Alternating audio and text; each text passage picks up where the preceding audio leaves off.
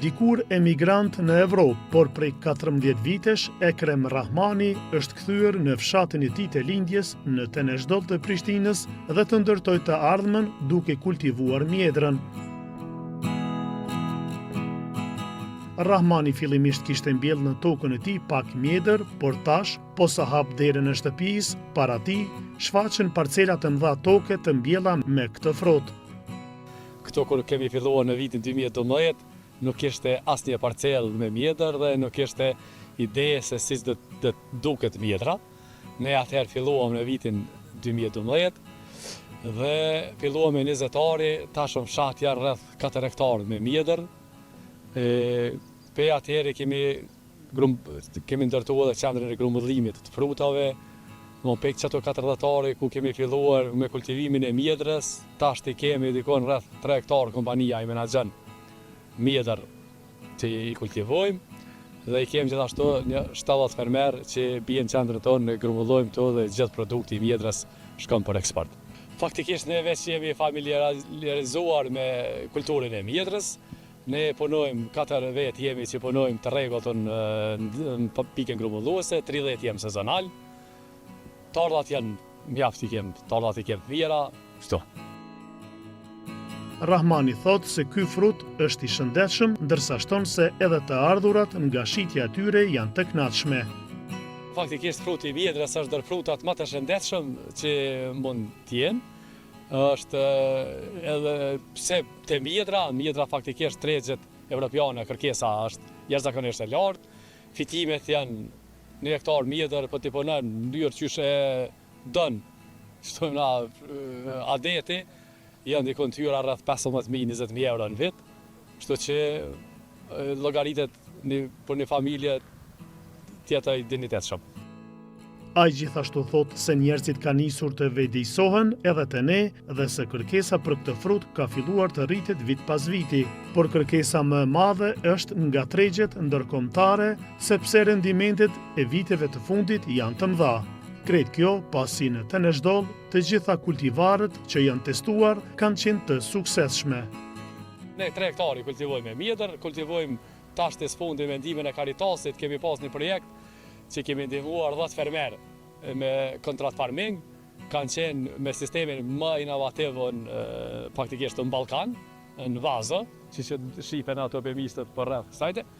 Edhe presim që do të ketë rendimente të larta. 7 vitet e fundit më me cek është ndër vitet më të mira që ekzistojnë për mjedër. Faktikisht kushtet klimatike janë më stabile, ka treshna më shpesh, edhe si shpeshohem këto rendimentet janë shumë të larta. Fermerin Ekrem Rahmanin dhe të tjerët i përkrah shoqata nacionale Mjedra në Kosovë, e cila është themeluar para 11 vitesh duke organizuar edukim, trajnim, certifikim për standardet ushqimore dhe gjetjen e tregjeve duke pasur parasysh se është një prej frutave që ka treg edhe në BE. Vetë fakti që janë eksportuar 150 milion euro mjedër gjatë tyre vitit të fundit, kur kemi filluar dhe masovikisht ta kultivojmë mjedrën, tregon që kemi një sektor të konsoliduar. Do thonë fermerët tonë me teknologjitë që janë duke i adaptuar nuk dallojnë asgjë nga fermerët evropian. Kështu që po prodhojnë mjedër cilësore. Nuk kemi asnjëherë një reagim që kemi eksportuar për në vendet Bashkimit Evropian për mjedër jo cilësore, mbetje pesticidë apo diçka tjetër. Është një mjedër shumë e pastër, është shumë cilësore, edhe shumë e sigurt për të konsumuar. Prandaj evropianët na e blejnë pothuajse se cillën kokër. Ato që e shesin se një përqindje penale për tregun e mbrëmshëm. Kërkesat janë një 10 herë më të mëdha se sa ne prodhojmë mjedër.